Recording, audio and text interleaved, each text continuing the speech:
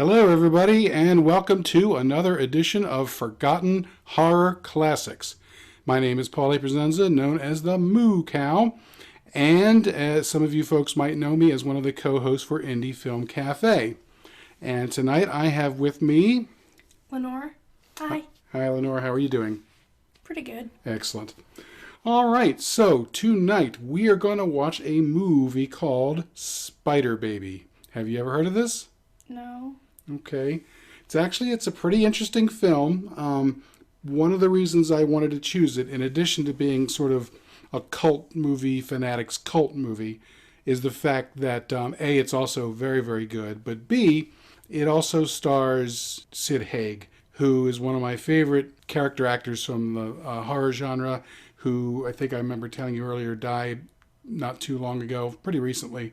And so I wanted to take this opportunity to use this movie as a tribute to him.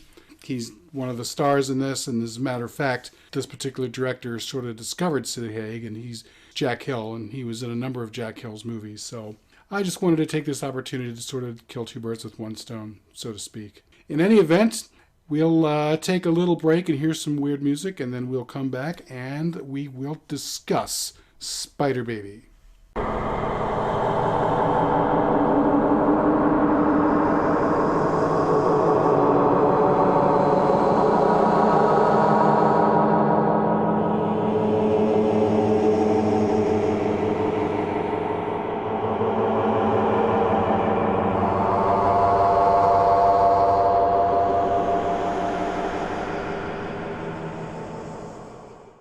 Okay, looks like we are back. All right, so Miss Lenore, what did you think of Spider Baby? I don't know. It was strange. It's a bit of a strange movie, isn't it? Yeah. I mean, it's got elements of comedy, it's got elements of horror, without really kind of being, 100% of either one. That's true. Okay. Well, let's talk a little bit about the background of the film. So, Spider Baby was made by director Jack Hill.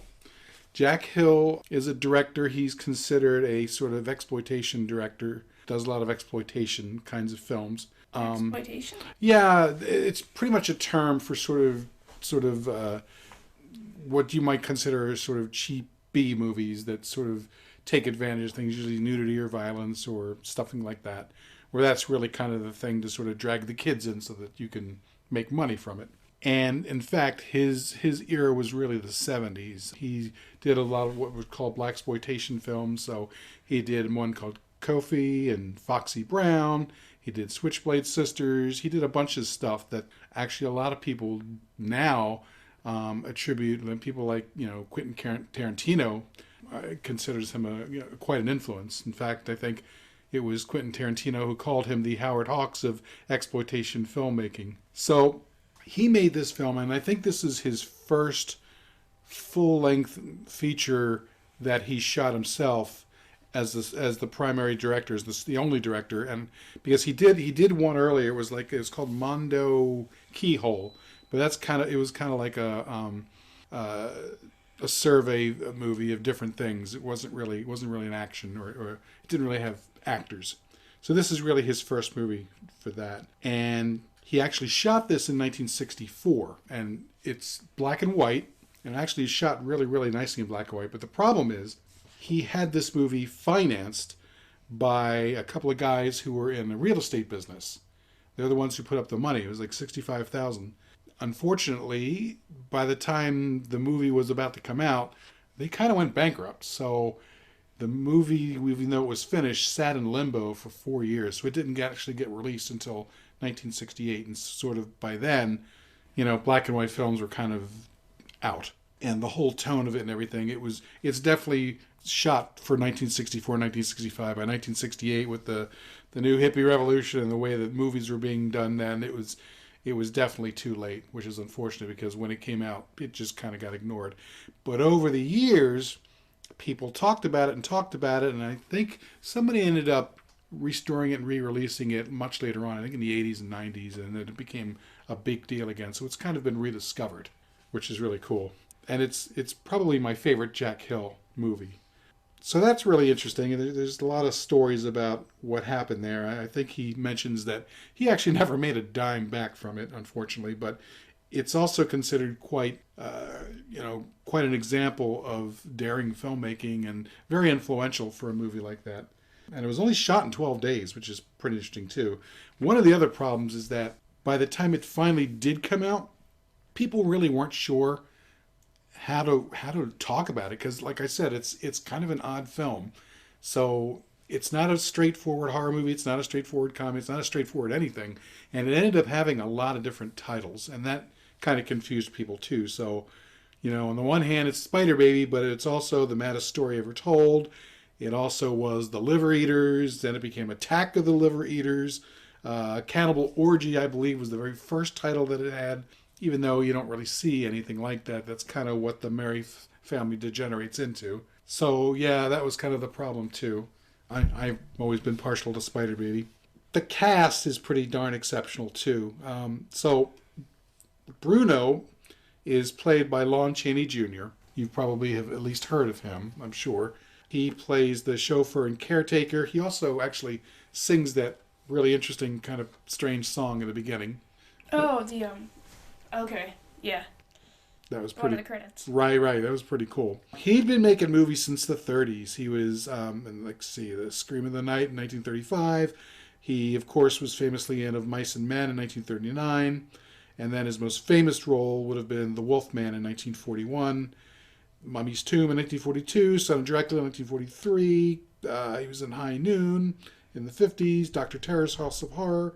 By the time he got into the 60s, Dracula vs. Frankenstein was his final movie in 1971, unfortunately, with the regrettable Al Adamson. But he'd been in a lot of films, and so he brought a very serious horror cachet with him, even though by the time the 60s and 70s were around, he was sort of going the way of a lot of the older actors were, and they were just kind of grabbing whatever roles they could.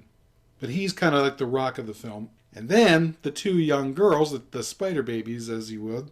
The first one is Jill Banner. She played Virginia. She's the one who loves the spiders and wants to sting, sting, sting. And she's the brunette with the longer hair. She was in a movie called Deadlier Than the Male, ironically, in 1966, in which she plays a sort of a secret agent assassin. She was also in a movie called The Stranger Returns in 1967. And then she was in a bunch of TV shows, including Dragnet and Adam 12, etc. But things kind of dried up for her, and she ended up leaving the business and became a real estate agent in 1976. And then, strangely enough, she kind of got into a relationship with, of all people, Marlon Brando.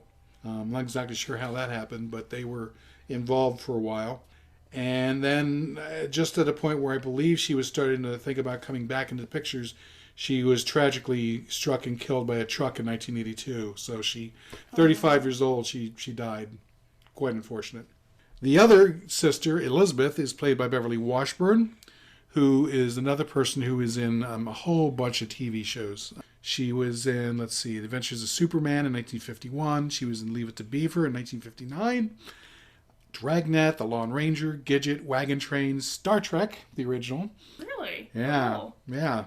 And she was in a few other movies. She was in Jack Hill's other film he did called Pit Stop in 1969. And then she started coming back and was in a few later films. There was Astro Zombies M4 Invaders from Cyberspace in 2012, Paranormal Extremes Text Message from the Dead in 2015, and Tales of Frankenstein in 2018. So she's kind of coming back, which is nice to see. Wait, did she play Nurse? Nope, she was Elizabeth. She was the blonde sister. No, I mean in Star Trek. Did she play the nurse? No, I don't remember exactly what character she played. I'll have to look that up. Oh. I just know that she was in an episode of the original. And then, of course, there's Sid Haig, and he's really kind of the guy that I really wanted to do this show for and to sort of dedicate this show to. Sid Haig's been in a million things. You might not know him very well, but most horror fans know him. Devil's Rejects, and he was in a really excellent film called Bone Tomahawk back in 2015. Big Dollhouse. He was also in Kofi. He's just in a bunch of stuff. And one of the nicest guys you'd ever meet. You know, he was always, every year he would always come to Scares That Care in Williamsburg. He's just one of the nicest people. And I know he loved Spider Baby. I think part of it is because it really didn't, at the time, have a whole lot of people who saw it. And people saw it later. They really liked it. And he likes talking about it because he had a really good time. And it's one of his earlier films. And I don't have a whole lot of celebrity autographs because I just don't think they have very much value to me. But the one that I do have is Sid Haig, who autographed my Spider Baby poster for me. So that's pretty cool. You have a Spider Baby poster? I have a Spider Baby poster. It's in the studio. Okay. Yeah, it's pretty cool. And it's signed by Sid Haig. I'll have to look for it. So he, of course, is playing Ralph, the unforgettable Ralph in the film, the brother. And he does it without saying any lines. I guess you noticed that. What did you think of Ralph? The description seemed pretty accurate. He was like a big kid. Exactly. He seems somewhat less dangerous than the sisters, although, of course, it turns out kind of was. I think it was only like that, the sister's direction. Right. Left to his own devices, I think he would have been pretty harmless. Unless you're a cat. Unless you're a cat. Okay, so getting back to the cast, Quinn Redeker played Peter. He's the older, the Uncle Peter, the nice guy who comes. And he was in a bunch of stuff, too. He actually started off in a Three Stooges movie. He was in Three Stooges Meet Hercules, which is kind of interesting. And then he ends up getting into other films, a very strange selection of films. He was in At Long Last Love, which was kind of a bomb, Electric Horseman. Then he was in Ordinary People, which actually won Academy Awards. And he was in a whole bunch of TV stuff. He was in Sea Hunt, Lock Up, Bonanza, That Girl, Ironside, $6 Million Man, Adam 12, Bob Newhart, Rockford Files, a whole bunch of stuff. So he became pretty much a regular there. And he was also a writer. And he is one of the people who helped write a movie called The Deer Hunter, which is an absolutely fabulous film. So he's definitely kind of been in the business for a while. And let's see, his sister, the sort of meaner one, is Carol Omart. She plays Emily. Her big thing is when she first came out, she was kind of like considered the next Marilyn Monroe, and that's kind of like one of those curses a lot of blonde actresses got back then, because of course you never get to follow that up and become the next Marilyn Monroe.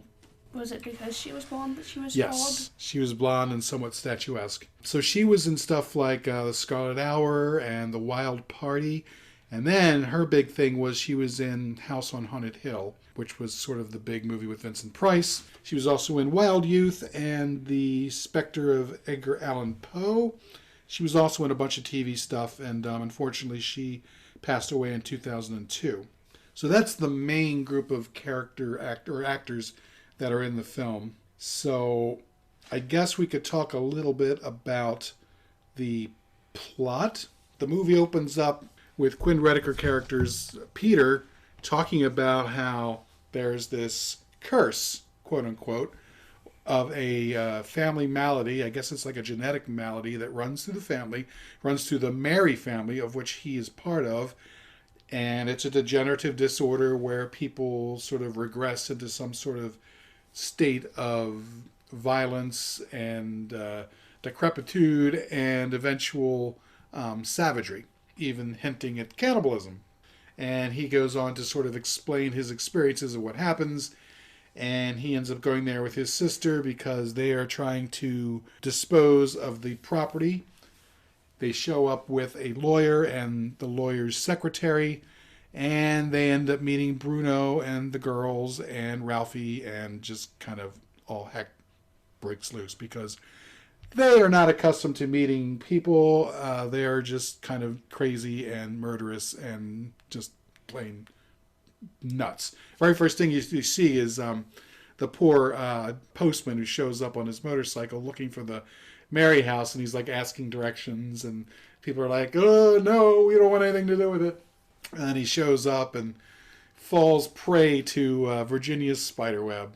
And it's funny because you think it's kind of funny at first because he's kind of got the big wide eyes. He's like, oh, please, someone tell me that they're here. And he gets into the little trap and, you kind of think at first that it's sort of a joke, and then all of a sudden the spider stings, and it's no joke. I think she's like slicing him, and just you can just imagine what's going on. I think an ear comes off at one point. What did you think of that scene? Part of it was funny, and then it got not funny. Right, right. The tone is very strange. This happens a lot in the film. You know, I mean, there are scenes that are funny, but there are scenes that are just super creepy as well. Yeah, that's definitely true. So at this point, Bruno comes back and discovers what's going on, and he chides them. And the sisters are sort of like, they seem very childlike. That's true, yeah. That's probably one of the creepier aspects is how they talk and move in spite of their age. Right, right. Also, I don't know how old they were. It's hard to say. I would have said teens, 16, 17 maybe. They're short, so it's difficult to tell. But yeah, they're sort of innocent in a way. They, to them, this is like a game, or even, dare I say, normal. They don't see murder for what it is. So that's kind of why Bruno is there, sort of protecting them, quote unquote, to begin with. So they have as little contact with the outside world as possible. I think he mentions that at one point 2 kids climbed over their fence, and he doesn't say what happened to them other than I guess they get into Virginia's web, and after that people started to ask about them, which clearly is not something they want to have happen. But it's interesting because obviously Ralph ends up going to the doctor at least quite a lot because while Bruno is telling all this, Ralph's in the car and he opens up the door and says, "We're home now, Ralph," and he just kind of crawls out. And he's bald and he's, his clothes are too small for him and he looks skinny and gangly and strange. He's got a giant mouth that it just seems like he's very grotesque. Yeah, I wonder what he was being taken to the doctor for. It could be just about anything. I don't know. But I guess he's the elder of the two because Bruno suggests that it's not going to be long before he goes with Uncle Ted and his 2 aunts, whom you don't see until the end. And clearly they have regenerated to the point where they are kind of savage, and they seem like they almost had fangs and hairy faces. And yeah. And at least one of them was mewling like a cat. And I noticed that, the girls had very long, sharp fingernails. Oh, yeah. That seemed pretty odd, especially considering that they didn't seem like they otherwise cared about maintaining nails or anything like that. It's interesting. So talk a little bit about the 2 sisters and how you saw them. They kind of manifest very different personalities, don't you think? Yeah. All I can think of is that one book I read in high school, The Fall of the House of Usher. Mm-hmm. They're like the siblings in that book. Right, on steroids. Yeah. Or crack. Actually, that makes sense, because in The Fall of the House of Usher, the house literally falls, and in this movie, it blows up. There you go. Oh, maybe I should have put in a spoiler warning. That's okay. But yeah, so Elizabeth is the brunette with the long hair who's the spider, who is the spider baby. I thought she That's was Virginia. Sorry, yeah, you're right. That's Virginia. She seems just very physical, I mean, she likes stalking her little fly victims, and she's got her 2 knives. She kind of teases them. She clacks them together and then goes, sting, sting, sting, And I guess Elizabeth is the younger one. See, I think Elizabeth is the older one. I think because remember, she's always looking after them. She's always the one put in charge. So I think she might be the one who's a little older.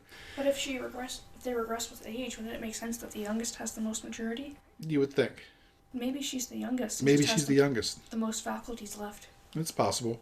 Of course, her faculties are still kind of strange because she's kind of like the the teasing sister. She's like, she's gonna hate you. You're gonna be in trouble. You know what I mean? She does fixate on the word hate. She does. Yeah, usually, and she's also the one who seems to be coming up with plans.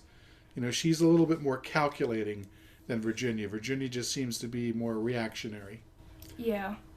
And then Ralphie, who, it's funny because Peter describes him as kind of a big kid. Emily doesn't like him, from the beginning. As soon as she sees him, she's already decided that he's just creepy and awful and terrible. You know, you kind of feel bad for Ralphie, at least at first. Yeah. He, for the most part, he does act like a big kid. And he is wearing, like, too small clothing, which kind of helps that impression. Right. But then, of course, later on, as the movie progresses, you do see he does have a dangerous side. He jumps on the cat. That's the first idea that things are not very good, and he helps eat it as well. And then, of course, he ends up fixating on and getting a hold of Emily, and then Anne later on, the secretary. Now, exactly what happens, it's not quite clear. You know what I mean? Yeah. Because at some point, Emily is in the room trying on lingerie that she discovered in a wardrobe. Yeah, that's already kind of weird anyway. You think? Yeah, why would you do that? Trying on other people's clothing? Yeah. I'm not even sure exactly whose that would be. Maybe it's Bruno's. I don't know. Yeah. I mean, it's definitely not the dad's room. No. Oh, yeah. We haven't gotten to Dad's room yet. But, so she's in there, and, of course, Ralphie is still obsessing over her, so he crawls down, upside down from the floor above like a vampire, and he ends up spying on her through the window, and she eventually sees him and wigs out and goes running out the door in her lingerie, and, of course, the girls see her, and they say she's going to tell, because they've already killed Schlocker, the lawyer, for snooping. Yeah. I can't say I blame her for getting freaked out and running. Right. But I still can't help but wonder, why are you trying on clothing you just found? In a creepy house? Yeah. I don't know, other than the fact that, of course, when you're, in your underwear, if you're naked, you're in those kind of clothing, you're considered, people feel very vulnerable. So I guess maybe she's feeling vulnerable. But she freaks out and runs, and, of course, they go looking for her to silence her because she's going to tell, quote unquote. She gets away from the girls only to be jumped by Ralph. They just kind of collapse onto the ground, and you don't really follow them to see exactly what happens. So, I don't know. Charitably, you might say, maybe he just smothered her, but she survived. Raped? I don't know. I mean, she still had all her clothes on when she woke up. She did. So I try not to think raped. I hope not. Yeah. But it's hard to say. She ends up coming back, and strangely, she seemed to be sort of fixated on Ralph after that. Did you notice? Yeah, I thought maybe like he'd bitten her or something, and now she was a Mary with the curse and everything. But that doesn't seem like it fits. No, it's just she decided. I don't know. It's like she's, it reminded me of a scene in Young Frankenstein where the one woman is terrified of the Frankenstein until they actually have sex, and all of a sudden, she's like, oh, I like you after all, that kind of a thing, and maybe that's kind of what's going on there. Maybe it's a little weird, but she shows up towards the end and sees that Ralphie has the other girl, the other blonde, the quote unquote pretty lady, who's Anne, the secretary, and he's got her now. And they're trying to debate on what to do, and then she sees him, and she immediately attacks Ralphie, not because of what happened in the garden, but because he's got the girl. You know what I mean? And so she goes for his eyes and everything, and you get the feeling she either scratched his eyes or injured him pretty badly, because he bends over, and that's really all you see. And then before anything else can happen, that's when the rest of the Mary family sort of grab her and drag her down into the pit and start doing whatever it is that they're doing down there, presumably doing their little cannibal thing. Yeah. And then Uncle Peter, I think? Mm-hmm. The one who was nice to the kids. He manages to escape from the chair he was tied down to. Right. What happened there? How did he get in the chair? Virginia wanted to play spider, and he didn't know what that meant. So he volunteered, and she wrapped him up in like a rope web to the chair. And she was gonna cut him up, but got distracted by something and left. And he was able to break the chair afterwards and walked away. Oh, the spiders. That's right. The tarantulas. There's that too. But let's not forget, this is kind of a multi-layered scene. There's other stuff going on there too. Because the only reason that they're there in the first place is because they couldn't find rooms in the village, so they had to drive back, which the girls weren't expecting. They show up, and I guess they were able to come up with some kind of a plan, and Elizabeth takes Anne away upstairs to Dad's room, which is not a place you want to go. And then Virginia entertains Uncle Peter with the spider game. With the spider game, but she's also like, she sort of says that she likes Uncle Peter, that he's not like the others, and that was weird. She gets a little coquettish, she's coquettish? Yeah, coquettish? Sort of like a young tease. Oh, okay. She starts touching him, and she climbs into his lap, and she raises her dress up to show off her legs and thighs. Yeah, Uncle Peter seemed quite freaked out. Because she's like, do you like me? Do you like? Well, first he says, do you like that pretty lady? And he's like, yeah. And then she says, do you like me? And he's a little freaked out. Yeah, he never actually responds, which is probably a good move there. Right. And it's funny because, up until this point, Uncle Peter has been pretty affable. He seems like a really, really nice guy. He's nice to pretty much everyone, even his crabby sister. And he's very, very flummoxed at that point. Can't blame him. I mean, he thought he was just going to find a room and go to sleep. Right. He didn't think he was going to have to deal with tarantulas and weird nieces and knives and everything. And you have to wonder at that time, had he been open to Virginia's very strange advances, what might have happened, but he rebuffs her, and she seems very disappointed and says something along the lines of, I guess bugs don't like spiders. And then he's like, I like spiders. And then she's like, I'm going to have to sting you now. Yeah, it's really kind of a weird scene. Yeah. My goodness. So yeah, I like this film because, like I said, there's a lot of stuff kind of going on at the same time.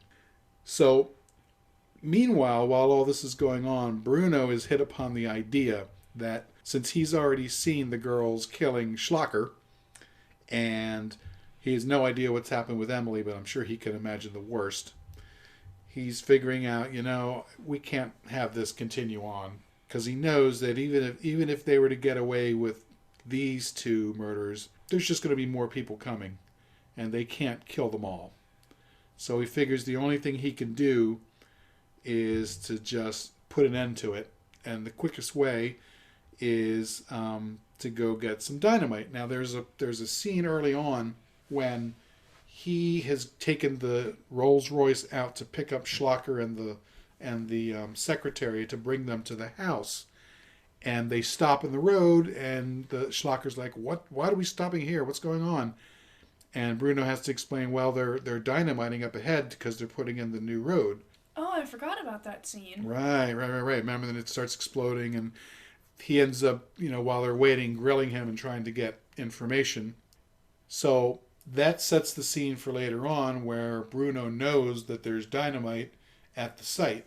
He doesn't even bother putting on clothing. He just kind of runs out there in his pajamas, and he gets a crowbar, and he manages to pry open the shed that has all the dynamite, and he brings it all back and goes down into the basement where everybody is sort of going crazy, and he lights one of the dynamite fuses on fire, and that's when Uncle Peter comes down the stairs with the chair and breaks out, and he says, yeah, Peter, you should probably get out of here really quickly.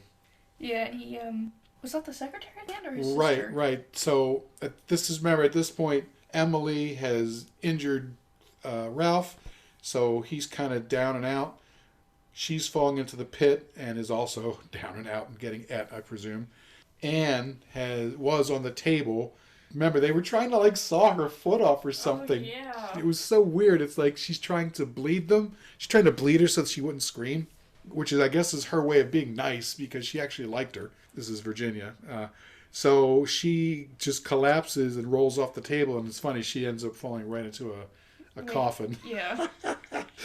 They just had one there for Right. some reason. So Bruno's like, I think it's time that you leave. And he's like, okay, because he sees the dynamite, and he goes over and picks up poor Anne and gets her out of there. And they run outside into the yard to get away, and that's when the house blows up, and presumably that's the end. And then at the very end, you go back to Peter explaining everything that's going on, and he closes the book and says, that's it. That's the end of the disease. It's the end of the curse, because that part of the family is deceased. There's nobody else left, and his branch of the family supposedly didn't get it, and he's perfectly fine. And the movie ends where he mentions that he and Anne have gotten married, and they have a kid, and they're living a nice, happy life in the suburbs someplace. And then you see the daughter come in. What was it? Jessica. Mm-hmm. And Jessica's like, oh, can I go out and play? And Anne's like, oh, sure. Just come in before it rains, etc., etc., etc. And the kid goes out into the backyard and is looking around, and then she sees a spider and gets all excited. So you're like, uh-oh, has the merry curse continued? And then it goes the end, and then there's a question mark. I think you asked about the recessive genes or something. Yeah, I'm not sure how Jessica Mary, I guess, inherits the disorder if the children, like Virginia, Elizabeth, and Ralphie had it because they were inbred. Right. And presumably Anne and Peter aren't related, and they're only a distant branch of the Mary family. So how did Jessica get it? I wonder if it really matters. I mean, I'm not a geneticist, so I don't know, but does it matter how close they are, or how distant they are? It can, because the more generations, the more distance, the less and less likely it is to be passed on.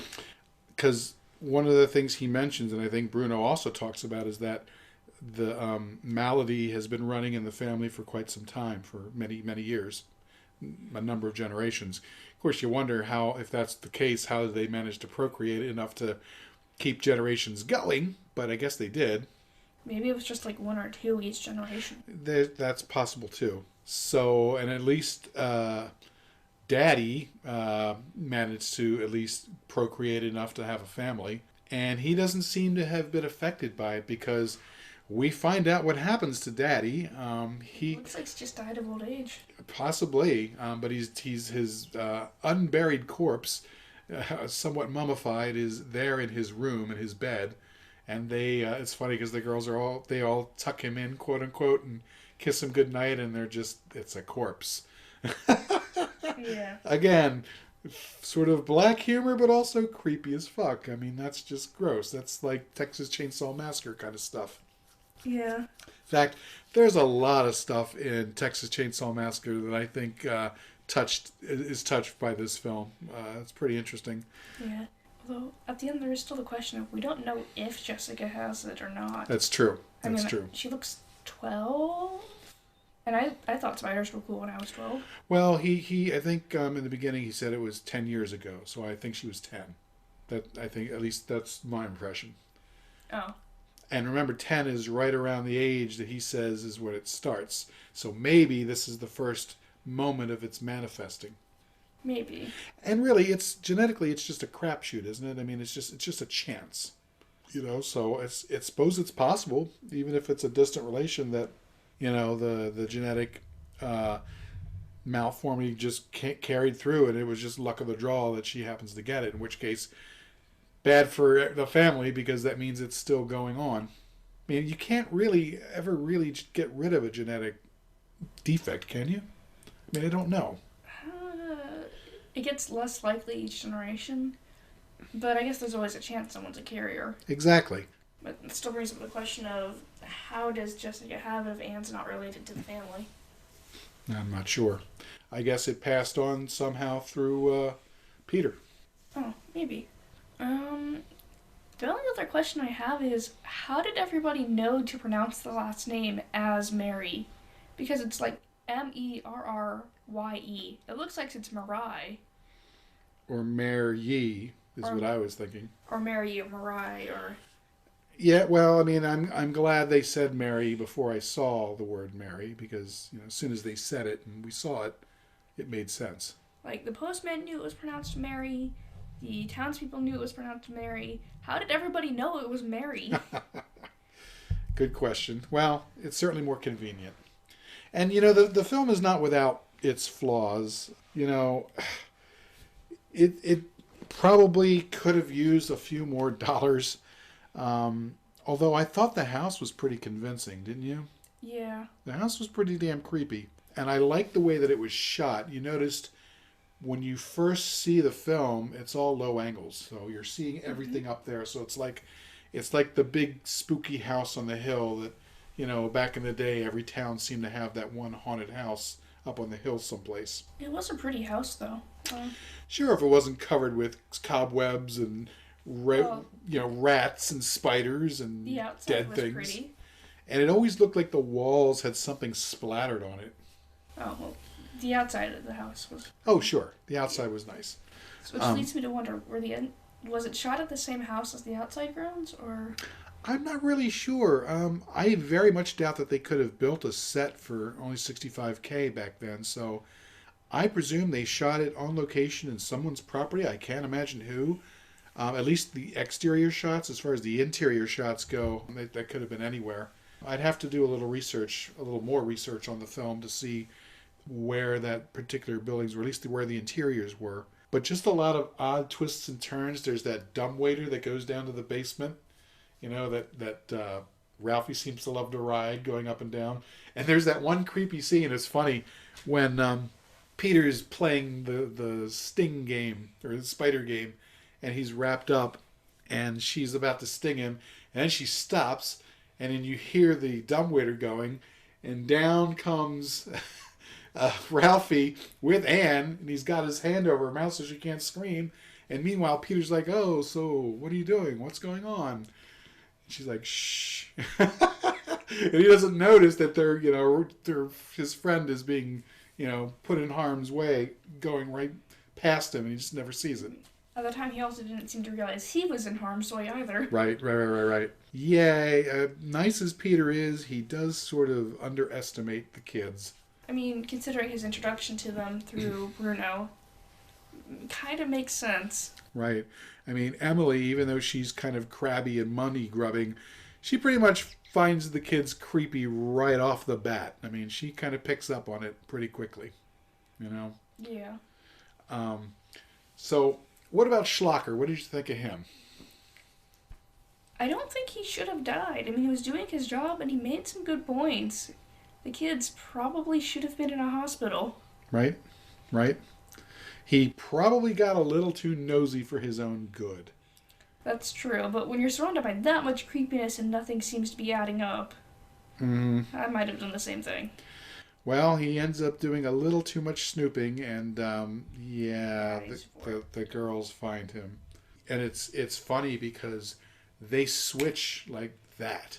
I mean, they seem kind of sweet and innocent and everything, and then all of a sudden, when they're on the stairs, and the way that the way that it's shot, so part of them is lit, but their faces are in shadow. And they're standing up above. They just look very ominous, Yeah. And you can't really sure what's going on. And then he shines the light on them, and then their eyes are huge. And they've got weapons, and he's like, "Oh shit," And that's of course bad news for him. Virginia comes after him with her stingers, and then Elizabeth has I think it was a pitchfork, and it's like stabbing him with it. I guess it was a pitchfork. Yeah. Bent than that. Eek. So, yeah, not a happy way to go. There are not a whole lot of happy endings in this particular film, for the victims at least. And, it's kind of a shame for the poor post guy. I mean, I kind of felt bad for him. Yeah, he was also just doing his job. Right. Well, and that's the thing about crazy people, is that they're not doing this out of spite or out of revenge or out of, personal animosity. They're just nuts. You know what I mean? Just crazy. I mean, you look at it from a spider's point of view. In Virginia's case, it's not gonna kill the bug because it hates the bug. It's just because it is a bug, and that's what spiders do. Yeah. Which really leads me to wonder, why didn't the postman just leave the letter, like, in a mailbox or Well, I never saw a on the gate mailbox. or something? I never saw a mailbox, but yeah, you're right. I mean, I probably would not have done what he did, which is to sort of stick my head inside of a house. Inside the window of the unknown creepy house that everyone's scared of. Exactly. I mean, I might have gone up and rang the bell and knocked on the door like he did, but I probably would have ended up sliding it under the door or something like that. Or duct taping it to the door or to the Right. gate or... But of course, if he doesn't die, then the movie, doesn't have its wonderful way of introducing you to Virginia, the spider baby herself, and it doesn't set the tone, and it's a very mixed tone, Yeah. comedy. It starts off really funny. Right. When she just walks in with the rope web and says, I have a spider web, or... A little bug in my web. Yeah. And then it gets less funny. Pretty quickly. Yeah. And she's like, now I have to sting. And it's just, she does it with such glee. Such evil glee. Which is weird, because spiders don't sting, they bite. True. Well, I don't know. Maybe there are some that do. I don't know. I can't think of any that. Well, I guess some of them do have venom, but it's not on a stinger. It's in their mandibles, I think. But we watched a little bit of the commentary. Jack Hill was talking about how he had come up with this idea of these two evil little girls, and that's really the basis for what was originally Cannibal Orgy, but ended up becoming Spider Baby. Because, I think he mentions that while there is some cannibalism, and while it's certainly inferred, it's all off camera. You're not really seeing that. It's sort of assumed. At one point I know when she's stinging the poor postman, she cuts off the ear of the guy, and then she just saves it and puts it in a box, and Schlocker ends up finding that later on. And he just closes the box and puts it back. Yeah, he's like, okay, let's pretend we never saw that, and puts it away. But yeah, so I think initially it might have been something more along the lines of a traditional kind of, I don't want to say a slasher movie, but, a cannibal or a monster movie. And then it ended up becoming more about these two evil little girls. And that's really what it is, Sort of, I almost wish that they had made them twins. That would have been interesting. Yeah. It reminded me a little of, The Shining with the girls at the end of the hallway. Exactly. Although they weren't twins either. No, I think they just were dressed alike. Yeah. I think they were like 2 years apart, but for some reason they were the same height. Right, and they looked pretty close. But even the sisters themselves in that particular film, I believe, are not twins. They just look very similar, and they were dressed very similar. But that just makes it even creepier, Yeah. Because if they're twins, you might expect that, but if they're not twins and they look alike, there's just something off and strange about that. In this case, the girls were not twins. They were very physically different. Blonde and brunette. Blonde and brunette, hair length. Their faces were different. Disturbingly, both of them are walking around in fairly thin, I don't want to say night clothing, but that's what it looked like. It looked like they were in I don't want to say lingerie either, but nightgowns. That's what it looked like, don't you think? Yeah. Hard to say. Looks like identical monogrammed nightgowns, actually. Right. And creepily, I think they looked a little bit more fetching than any of that. Hey, they really had the right to look. I think that's another part of the creepy thing. Oh, I didn't notice that. I guess it's because they're kind of childlike. Right. Well, or at least they act somewhat childlike. Physically, they're probably more adults, like I said, teenagers. But that's another level of creepiness that's going on, too. There's always that whole thing of playing against type when you're evil. It's easy to be evil when you're awful and ugly and horrible. Like, there you go, Bruno. Lon Chaney Jr. would have been perfect. He spent his career as this big, huge, jowly giant of a man who was always playing monsters. And yet, in this film, he is the sort of real nice, gentle guy who wouldn't hurt a fly. And then you have these two girls who are super pretty, and they're just evil and horrible as heck. and they'll kill you just for the heck of it, just because they think it's a fun game of Sting. So, yeah, kind of an interesting little parallel there, if you ask me. So, as far as some of the other films that you've seen, this is a little different, don't you think? Yeah. Yeah, it was forgotten for a long time, and I'm glad that it's out. And we actually had the director's cut, which is really cool. I'm hoping it's out in Blu-ray at some point. It probably is. I just haven't gotten around to getting it yet. You know, at least this version had commentary. It had some making of. It had a lot of enough fun little extra stuff that's in there. I'm really glad that I had a chance to sort of show this not only to you, but to sort of get this out there in Forgotten Horror Classics so that other people can dig it up. Now, I believe that there are public domain prints running around, and I think that it's, if you look onto YouTube, you can probably see it there. But for more serious cinephiles, I do recommend that you get the director's cut DVD or possible Blu-ray if that's out there, because they cleaned it up. It looks a whole lot better than the public domain versions. And that's another thing, is that I thought that it was shot really, really well. The interior shots and the exterior shots were all really, really nice. There were only a couple of scenes where I think the cinematographer lost focus. Remember when Peter was in his chair and he's struggling to get out?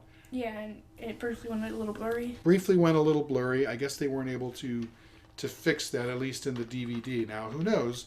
Maybe in the Blu-ray version they're able to clean that up. Who knows? There may be all kinds of extras out there. Like I said, unfortunately, Jill Banner's no longer with us. Lon Chaney Jr. is no longer with us. Sid Haig, unfortunately, is no longer with us. There's a number of folks who are no longer around, but Jack Hill is still here, and a number of the other folks who were in there, Quinn Rediker and other folks. So they could do a new commentary version about this if they really wanted to. I don't know who owns the rights to this, but I would love to see a Blu-ray version. I think it'd be very cool, especially if they do new commentary, you know? Yeah.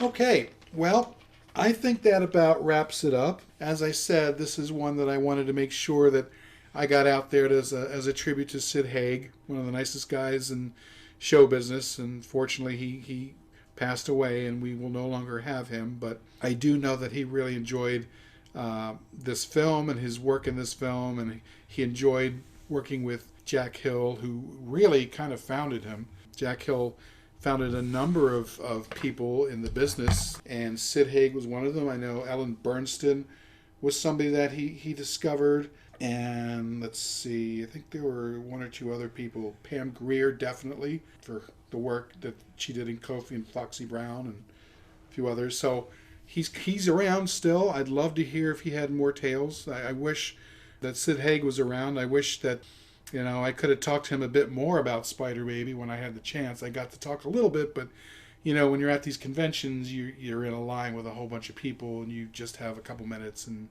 you say hello, and you get them to sign something, and you say thank you, and that's about it. He was coming to every single Scares That Care, so if he hadn't died, I would have loved to have had a chance, because we're doing Indie Film Cafe Spotlights, where we're starting to do that. We're starting to do interviews with people in the business, and he would have made a great interview.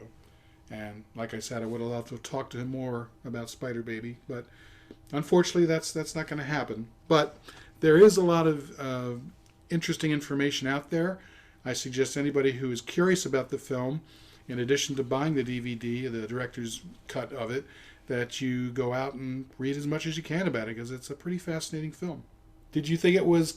I know you didn't think Horror Hotel was particularly scary, although it was creepy. What about this film?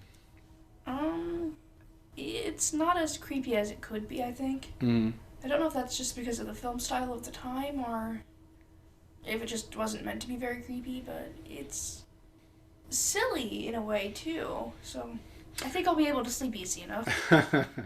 Well, that's good.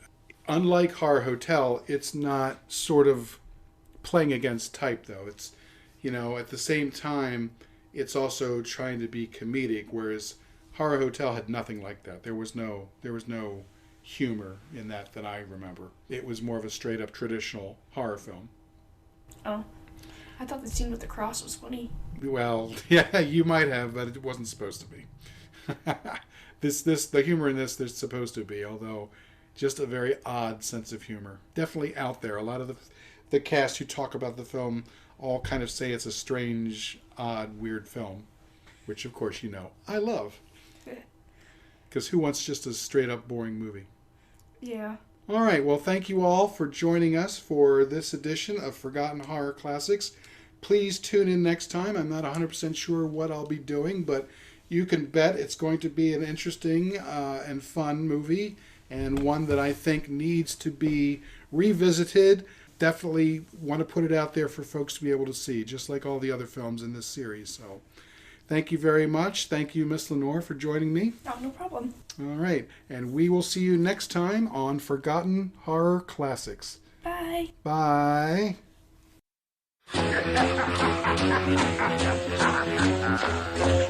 and bones and bats and bones and teenage monsters and haunted homes, a ghost on the stair, a vampire's bite. Better beware, there's a full moon tonight.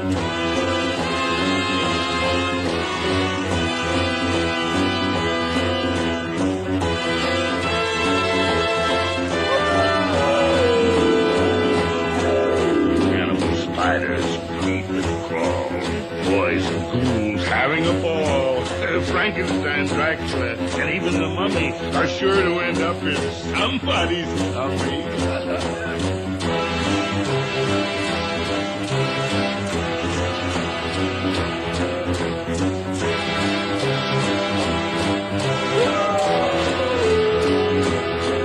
Take a fresh rose, some toadstools and weeds, and add an old owl and the young ones she breeds. Mix in 7 legs from an 8-legged beast, and then you're all set for a cannibal feast.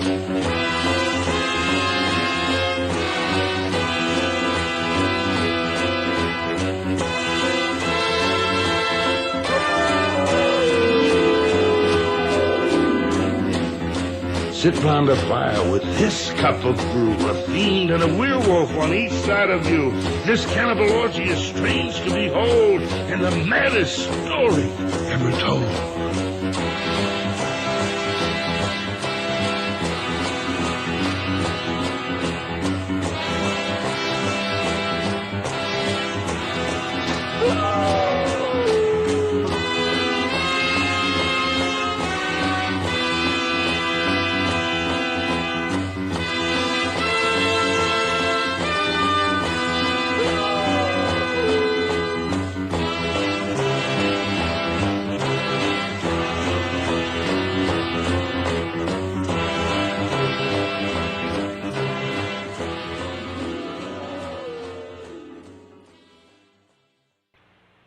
Do you like spiders, Mr. Howe? Oh, sure, Virginia. I love spiders. Do you? Would you like to play spider with me? Virginia. Sure. I'll play spider with you.